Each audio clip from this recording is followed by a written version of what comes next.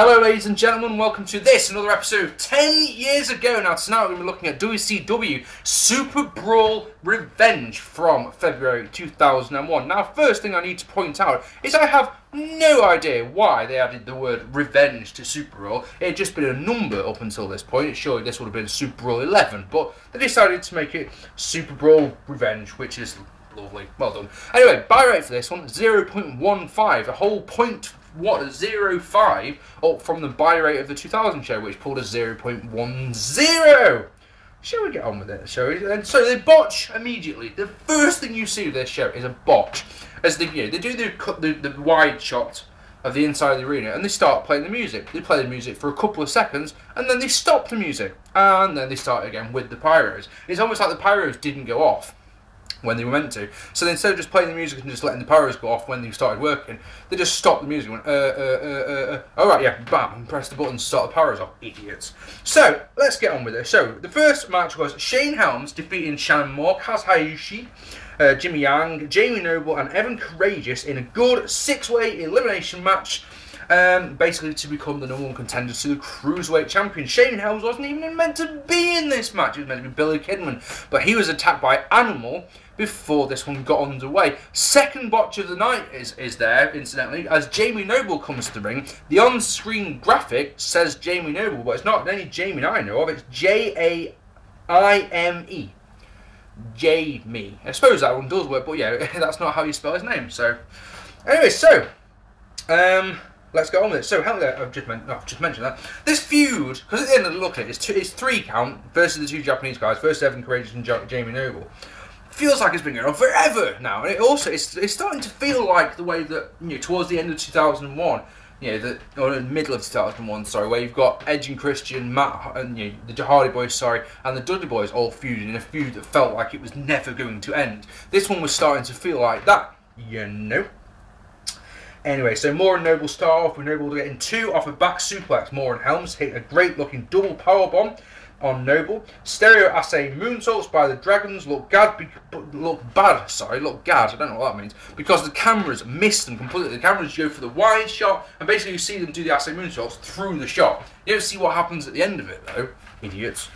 The Dragons double team Knoble until Evan hits a very nice crossbody. Knoble with a neckbreaker on Yang. Evan in, and he botches not only an arm drag but a lion salt as well. Good for him. This match, I'm just going to say before I carry on, this match could have been so good if it wasn't for the botches that are in it, because there's a lot. Double neckbreaker by 3 count on Yang. He comes back with quite possibly, and I've written this in capitals, the best tornado DDT I've ever seen. So good because he latches on, yeah, and swings right in the middle, literally goes across the entire length of the fucking ring. Crashes down, brilliant. Superplex on Kaz by Shane. They do a sequence where they all go for the high spots, yeah. They all go up onto the top ropes, hit high spots into the middle of the ring, yeah. All of them miss. Every single one. I've never seen that before. I've seen it many, many times in lucha matches and in cruiserweight matches where, yeah, they do, one guy does a high spot, high spot, high spot, high spot, high spot, high spot, and you see it to the outside a lot, don't you? But I've never seen it where all of them, every single one of them miss. Never, ever, ever seen that. I've lost my place now. Lovely insecurity by Kaz on Knoble, and then everyone takes turns hitting a high spot to the outside. No WCW chance, which is a little bit unfortunate, but you know. Back inside, nice spine buster by Evan on Kaz. He and Knoble hit a nice double powerbomb, then argue about who's going to get the pin, because this isn't a tag team match. Remember that, it's a 6-way elimination match, so they argue about who's going to get the pin for. Yang botches a kick, then botches a leg drop, and then absolutely botches a lion salt. And this one's one of the best. Instead of imagining, you to do a lion salt, you bounce off the ropes, don't you? He literally just goes to bounce on the ropes and just falls on his back, basically. It looks horrific. Remember what I said? This could have been a 4-star match, I reckon. Maybe a 3.5. Maybe I've been a bit too nice. But yeah, this could have been so good if it wasn't for these bloody botches. It's almost like the ropes are too tight. They can't do... That's 2 guys who've gone to do a lion salt and both botched it. You know? Anyway... Where was I? I've lost my place once again. Horrible looking reverse tombstone eliminates Evan at 10:21. That was by Yang, by the way. Noble tombstones Yang to eliminate him at 10:56. Top rope rocker dropper by Moore eliminates Knoble. Moore and Helms then double team Kaz, including an amazing backslide dropkick combo and a nice double neck breaker. Moore turns on Helms with a rocker dropper. The ref gets bumped. Moore and Kaz go after Helms for about, they team up together for about 5 seconds maybe. Kaz misses a moonsault. Nightmare and Helms Street to get rid of Moore at 15-10. Kaz with a great looking German suplex for 2. Facebuster and neck breaker gets 2 for Helms, as does a super kick by Kaz. Vertebraker gets the win at 17-13 for Shane Helms. This one's really hard to judge, like I say, because on the one hand you've got some really good stuff, and on the other hand you've got some quite horrific looking botches. Genuinely tough one, how to call it. So we're going to go with 2.5 stars. Like I say, this one easily, I mean, if you're giving it 3.5 without the botches, happy I would have been. I really would. All has to go downhill, obviously. It doesn't exist in WCW shows. Hugh Morris defeated the Wall in a crap match. Morris, notice how I say Morris, not Hugh G. Rection. He's gone. Hooray, the game has finally been dropped. Let me tell you, I would tell you what happens in this match that's good. But there isn't anything. The high point is a German suplex by Morris, and he wins with.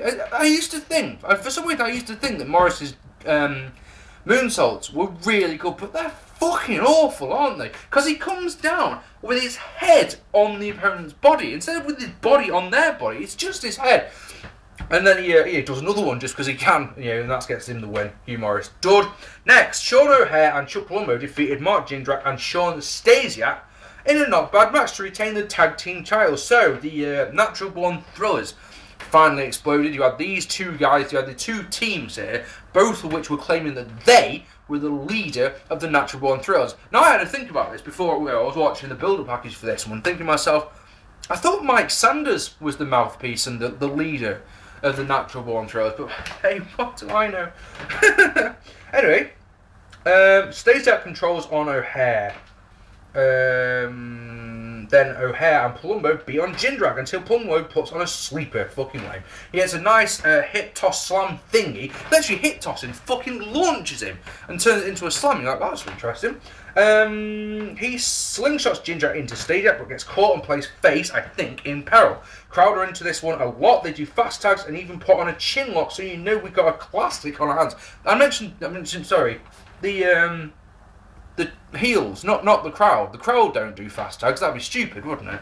Palumbo really gets owned and taking a nice tilt wall slam from Jindrak. Basically, this whole match is a classic old school tag match. Palumbo gets the living tar kicked out of him. Jindrak and Stasiak do quick fast tags, and then O'Haire gets the hot tag eventually. And it takes a long time. He cleans house with clotheslines, a super kick for Stasiak. Palumbo gives him one as well, and a Shawn Tom bomb gets the win at 11:37. Like I say, no, classic old school. There's no gimmicks on it. There's no shitty finish. It's just a classic old school tag match, and I will happily give that one 2 stars. Also, the way it was booked, just before I go on to the next match, the way this one was booked is it really made Shawn O'Haire look good. It made him look like a monster, because he was in the ring for, what, a minute at the end. So it was all Palumbo getting owned. He was classic Ricky Morton, and then O'Haire comes in, proper bam, bam, bam, bam, bam, Robert Gibson.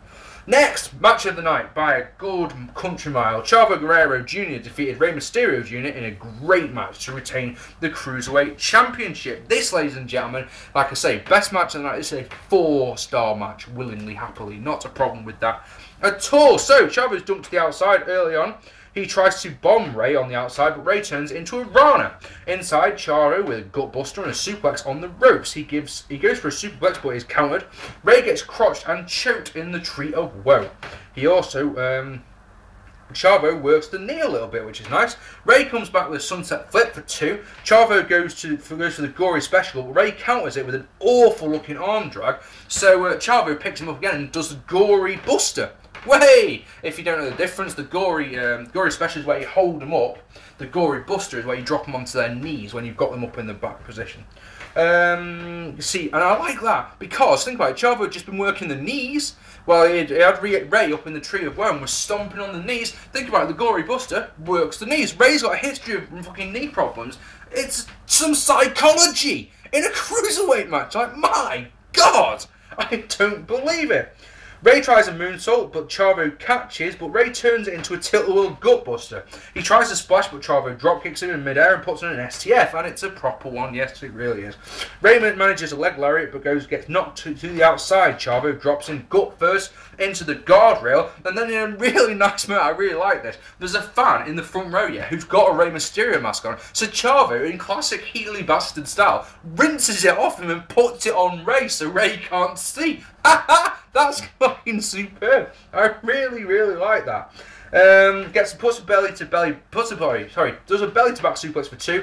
Chavo goes up top but gets crotched. Ray puts the mask on him and then does some Frankenstein on him just because he can, which is great. That gets 2. A nice sequence ends with Chavo on the outside. Somersault plancher by Ray. He tries for a lion salt but botches it. He botches it so badly. Again, that's 3 times in this one show that someone's gone for a lion salt and completely fucked it up. Like I say, ropes must be too tight or something. On the outside, Chavo grabs a chair. He stun guns Ray. Sorry, I couldn't read my writing there. I thought it said strangles. He stun guns Ray and wedges the chair into the corner. Ray then botches a few springboard attempts, but hitting it. Basically, it looks like he's trying to go for a springboard reverse Rana to the outside. But the first 2 times he jumps up onto the ropes, it fucks up.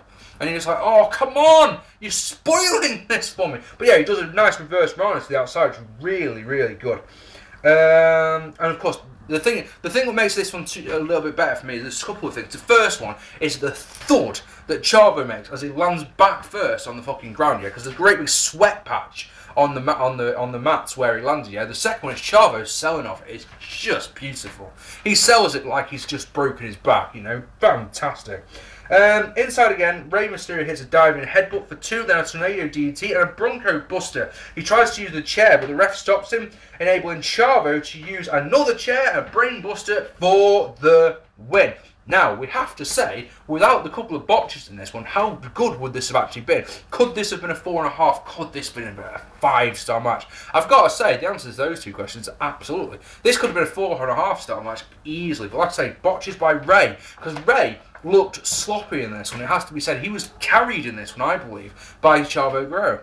And then, of course, it's WCW, so something shit has to follow that. As Rick Steiner defeated Dustin Rhodes in a crap match to retain the US title. Now, I'm sure you remember, if you're long-time viewers of mine, that a month ago we did a WCW Sin review, and on that show, Shane Douglas defeated Hugh G-Rection to win the United States title. Shane Douglas isn't A, not on this show in the slightest, and B, that was not even mentioned in nothing. Rick Steiner's got the belt, that's nice. Rhodes with a DDT straight away, they followed by a lariat. He tries to cross body but misses, enabling Rick to get 2 after a bit of brawling on the outside. Steinline and belly to belly suplex get 2, and then he does a long, boring chin lock. Rhodes escapes with a back suplex, but Rick locks on a single leg crab, then back to the chin lock, yay. Rhodes hits a jawbreaker to escape, and a backslide gets 2. Lariat also gets 2, as does an atomic drop. Bulldog, and then Rhodes goes to use a chair. The ref stops him, and they argue around Rick to pull the turnbuckle pad off. He drops Rhodes onto it for the win. And in classic Healy style, he puts his feet on the ropes just to really sell that he's a proper heel. And that was wank, 1/2 star. Rhodes, Steiner hits a Steiner driver after the bell. Rhodes responds with a curtain call, and the match was lame. Just nothing special at all to it. 1/2 star because I'm such a nice guy. Next, speaking of shite, Totally Buff, which is Lex Luger and Buff Bagwell, for anyone who doesn't know, defeated Kronik in an awful match. It was announced at the start that the winners get a tag team title shot at Greed. Look, Lex Luger cuts a fucking long promo before this one. God, he doesn't know how to go on. Then all the fans have got to say is Goldberg, and you know, all good, eh?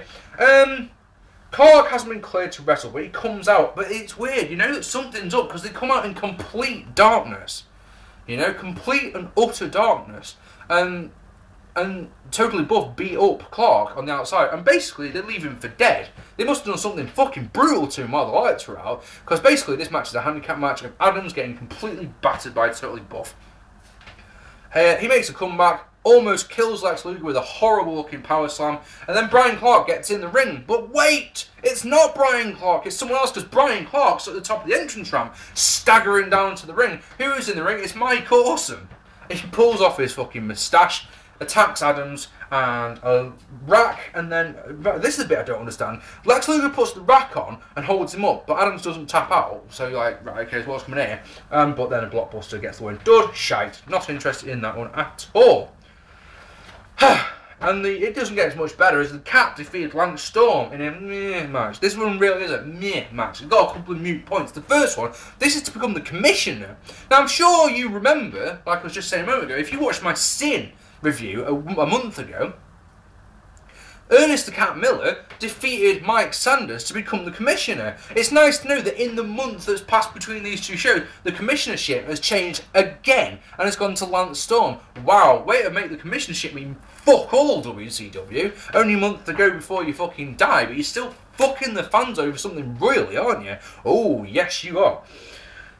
Anyway, Cat controls at the start with basic stuff, arm drag, stuff like that. Storm argues with the fans on the outside and then controls after Cat throws some soda at him. Some pop, whatever you want to call it. Throws some fizzy drink at Lance Storm. Well, Storm then goes to work on the leg, and if this was just a standard match, you'd be so happy with it. He methodically works the leg. He drops elbows on the knee. He drops him leg first on the apron, and you're like, oh, I hope he sells this. I really hope he sells it. And lo and behold, when Cat gets up, he starts selling the knee. But then he does this, embarks on his comeback, and and you're like, Cat goes for a power slam, yeah, picks him up, tries to go for a power slam, and his knee goes out from underneath him, and you're like, oh, come on, this could be so good. This could make a match that I don't give two shits about, actually into something good. Storm drags Cat to the outside and whacks his knees into the fucking ring post. You're like, yes, but then, oh, Cat counters a sunset flip and dances, right, and you're like, how are you dancing? How can you possibly be dancing when your knee's fucked? You know? I wouldn't have a problem with it if it was like remember Rick Rude back in the day? Best heel ever, incidentally, Rick Rude. No arguments, please. Yeah. I can't remember which match it was. He got really fucked up, and he used to gyrate at the end. One time I remember him gyrating and selling the rib injury that he was working throughout the match. Brilliant. Do that, Cat. Do your little dancing. Like, shit, I can't dance because of my fucking knee. Anyway, he gets a brief comeback and goes for the feliner. Storm counters into the maple leaf, but he's close to the ropes. Jawbreaker into the Gory guy. Cat. Out comes Mike Sanders. Whoop-de-doo. He gets owned by Miss Jones, but that distracts Lance Storm, so a feliner can get the win at 8 minutes and 7 seconds. And Cat didn't sell the knee at all. Afterwards, he does his Jane Brown-esque dancing, doesn't sell the knee. Really gets him on nerves, because at first, he was selling the knee. He was, and Storm was great in this one. I have to say, Storm didn't do a thing wrong in this one. It's all Cat. I'm going to give this one 1 star, but I've seen 3-star match ratings for this one. As you know, as most of you know, as I've said before, after I've done my thing and I've written all my notes out like this, I'll go and see if I can find other people's reviews of it. Yeah, 3-star reviews I've seen for that one. Like, wow. Jeff Jarrett versus DDP. I'm not going to tell you the result just yet because Jeff Jarrett comes out and said that DDP is going to face Chris Kanyon first, because on the previous Nitro, DDP had said anytime, anywhere. So, first of all, it's Chris Kanyon defeating DDP in a good match. Chris Kanyon is naturally under the ring, so he jumps Paige, but Paige gets the better. They brawl on the outside where Kanyon hits a rocker dropper on the ring steps, yeah, and I don't quite understand how this happens, because if you watch it slowly, yeah, you see that Paige gets his hand down, so his head bounces off his hand, yeah, but when he gets up, he's got a cut down the left hand side of his face, and I'm pretty certain, to the point of, I'd say, like 99% certain that it's not a blade job. I reckon that was hard way, but I don't understand how that works, I'm afraid. Anyway, Kanyon then follows up as DDP manages to eventually, climb up onto the apron. He's on the second. Kanyon basically stands on the second rope and suplexes him into the ring. Beautiful move, really, really nice. That gets 2. He hits a really nice Northern Light suplex. That gets 2. And then Kanyon hits this weird-looking thing. It's almost like the way someone goes down for a pedigree. They go forehead first into the canvas. Yeah, it was almost like it's hard to explain. It's really hard to explain. But Paige was bent over double, and Kanyon got him and basically dropped him head first, like a pedigree, into the ground. Paige comes, and then Kanyon puts a chin lock on. They do a nice little reversal counter thing. Page comes back with a lariat and a sick looking, rock bottom, folded Kanyon up, proverbial accordion, you know. Kanyon hits that. Oh God, I've missed this move. Oh, when it came, I was like, when he went to do it, I was like, yes, do it. Do you remember the sit down spine buster that he does? Fucking love it. That gets 2. Powerbomb by DDP gets 2 as well. Diamond cut reverse into the Kanyon cutter for 2. Jeff Jarrett comes down, the ref gets bumped, a stroke and a flatliner for the win. I enjoyed that one quite a bit actually until the finish, because this one was heated, crowd were really into it, some really fluid and crisp wrestling in this one. Finish, yeah, I could live without, I'll take it. Anyway, so Chris Kanyon then makes the introductions for the original match, if you can call it that. So he talks about DDP and starts laying the, while he's introducing DDP, he's laying the boots in. Fucking superb. And then he introduces Jeff Jarrett. Now bear in mind that Jeff Jarrett interfered and hit the stroke on DDP. He then walks to the back, and so he can do his incomplete entrance. Music, fireworks, fresh guitar, the works. And you're like, oh, it makes me laugh because it's so egotistical that it's like, oh, that's brilliant. You're a shit wrestler who has to have a gimmick in everything. But that one little moment, I like that a lot. Next, though, DDP defeated Jeff Jarrett in an okay match. It was not as good as the one with Kanyon. The announcers keep talking, just before I go on, I'll mention this. The announcers keep talking about how much blood DDP's lost. Now bear in mind he had been cut open just here. It's not like his face is the proverbial crimson mask. He's just got a little bit of blood. To be honest, if you watched this match without watching the Chris Kanyon one, you wouldn't even know he's busted open at all. It's just a little tiny thing there.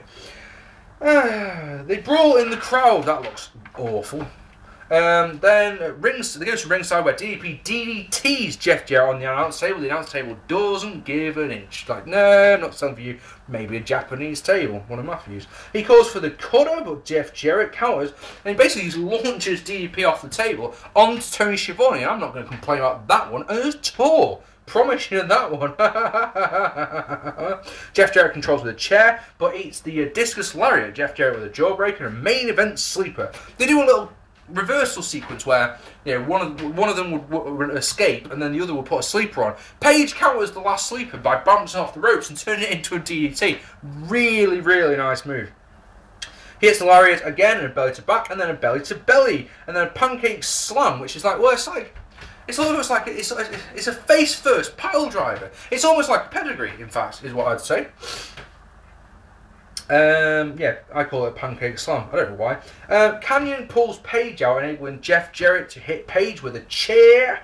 It gets 2 despite the rain. Oh, this is one of those little things right there. I could rant about this from now until next fucking week. I really could, right? Jeff Jarrett goes to the pin on DDP. DDP, all he needs to do is reach out and grab the rope, right? And that will stop the cover. But he kicks out. And it's psychological touches like that that I believe are missing from today's wrestling. I get heat, I really do, because of the way that I always go on about psychology. But in this is one of those times where it's a prime example of the, just that little touch of psychology. Think about it, yeah? He'd been hit with a chair, for fuck's sake. All he needs to do is just look up and just go, yeah, bam.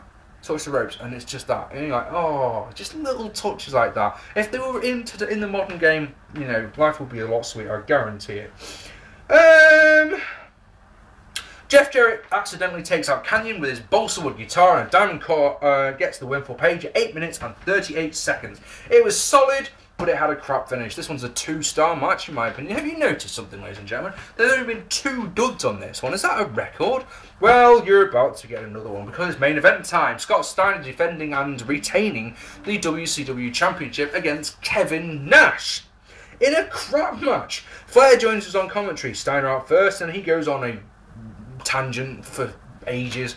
Yeah, it must be said that when that last match finished, there was 25 minutes left on I'm watching this on my Xbox. 25 minutes left, and you're like, oh good God, how long is that main event going to be? I don't want to see that. I don't think it should be 10 minutes, let alone 25. But yeah, Steiner, my fears are really calm because Steiner talks and talk and talk. He then invites Flair to get in the ring, and Flair makes it the loser leaves WCW match. It's like, oh, good, that's good to know. Forever, by the way. So then, one of the things that's, then Steiner gets the mic back and carries on going and going and going. One of the things saying, do you want to see how dominant I am? Roll the tape, and they show a tape, of fucking Sid's leg injury from the month before. It's Sid. And you're like, I don't ever want to see that ever again. Fuck. I don't need to see that, man. That was fucking brutal. The other thing is, of course, that Steiner didn't do anything. Sid came off the ropes and broke his leg. And you're like, yeah, this guy's taking credit for it for nothing. Anyway, eventually he says he wants to get a count-out win. And he instructs the referee to start counting. By the time he gets to 3, the Wolfpack goes, and Nash starts coming out, but he's not walking out. Oh, no, he's in a wheelchair with a cast on his leg. And my first thought is that, you know, we're probably up to about 9 by now by the time he gets to even close to the ring. So why hasn't he won? Why did he game it over? Anyway, he instructs the referee to start counting again, which is very, very weird. As the fans start chanting Goldberg, Nash makes the obvious recovery, rips off the fucking cast, gets in the ring where Steiner's, you know, posing up on the belt, on the ropes. Nash picks up the belt, whacks Steiner with him. 1, 2, 3. But wait, I know what you're thinking. You said that Steiner retained. Flair gets off commentary, gets a mic, goes berserk. Don't understand half of what he's saying, but I think the gist of it is that it's now a 2 out of 3 falls match, no disqualification, off you go. So, hooray. Let's get on with it. It will probably be a little bit of a moot point, but I could go on a bit of a rant here about how, you know, WCW had spent months and months and months and months building up Steiner as this unstoppable badass heel, and then I could point out the stupidity of having someone like Kevin Nash defeat him in 17 seconds, but I won't. Oh dear God. So, second fall starts as DDP is attacked in the back and he's put in an equipment case by Totally Buff, which is lovely. Steiner is busted open and it's crap. Nash goes through the various moves as Flair threatens to fire Hudson and Tony Schiavone on commentary. On the outside, Steiner waffles Nash with a lead pipe. Oh! Before we go on, ladies and gentlemen, how many bumps do you think Nash is going to take? I'm going to go with 4. That's number 1, I think. You know, lead pipe goes down, that's a bump. He's dead weight though. Steiner tries to pick him up, tries to get him in the ring. Dead weight. So Flair goes, did I mention it's a falls count anywhere much? Carry on. And so yeah, so on the outside, Steiner gets the pinfall. 1, 2, 3, and it's a fall each. Nash does a bit of a blade job. It's not very good. There's three times you see blood tonight. All of them are pretty crap. Nash's is the best though, because at least the blood runs down his face. Steiner's just seems to sit there looking like fake blood, because of course fake blood doesn't run. So you're like, right, okay, fair enough. Confusingly then, as Tony tries to say that it's 1-1, Flair on commentary says the first fall didn't count. So does that mean that Steiner's just got the one? I don't know. I just don't understand. So let's get back into the ring. So it's fall number 3, and check this out. You're not gonna believe this.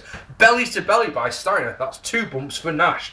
Gets 2. A clothesline. 3 bumps for Nash. Oh yes. And a bicep kiss elbow gets 2. Backbreaker gets 2. As does a T-bone suplex. That's 5, and I'm very wrong. Pace is so slow as Nash makes a comeback, hitting a massive sidewalk slam. Flair slips a chair in, so Steiner bashes him, puts on the recliner, but Nash escapes because, and I quote, he's superhuman. Now, bear in mind that the Steiner recliner has got to be one of the worst submission moves there is. You've got your hands there, ooh, it hurts. Like, no, it's not a Superman, it's just a crap move. Fuck. Chokes on by Nash, gets 2. Midge-Asia attacks the referee. Snake Eyes, Big Boot, Jackknife, and Tony has a fucking orgasm when he hits the jackknife. I promise you that. But Midge-Asia stops the cover, so Nash hits a sidewalk slam on her. I like that. Flair decks the ref, low by Steiner, another chair shot and a recliner gets the win at 12 minutes and 8 seconds, and that was wank. It was terrible. Oh, you know, stipulation overkill to the fucking left. Let me tell you something. I was going to give this one minus figures. I was, and I've seen it in other reviews, minus figures. Do you know what stopped this one from being a minus match? I tell you one thing, yeah, one thing and one thing alone, and that was the fucking crowd. The crowd were so into this match, you wouldn't believe it. And I was just sat there going, why are you cheering this? It's garbage. It's really, really terrible slow motion, overbooked garbage. You know? So, but, you know, the crowd loved it. So, because of that, yeah, this one gets a dud. which I think is quite generous, really, because I was, I've actually got written on my notes there -2 stars, legit. But no, I realised that no, it's the crowd. The crowd helped this one. So, what shall we say? We had a good opener, a superb cruiserweight match, a good tag team match, and both DDP matches were good as well. Those matches made this one an enjoyable show, but 3 duds and 2 crap matches on the side really, really made it unusual. So, but with that said, we are going to go for a whopping 5 out of 10 for this one. Watch that cruiserweight match if you get a chance. It's fucking brilliant. Ladies and gentlemen, this has been 10 years ago. If you haven't already hit that subscribe button, let me know what you think down here, and I'll be back next week with... Which one have we got to do in February? Oh, of course, No Way Out 2001. Oh, yes, very, very, very good show. I've been Mark P. Take it easy, and I'll see you all soon. Bye-bye.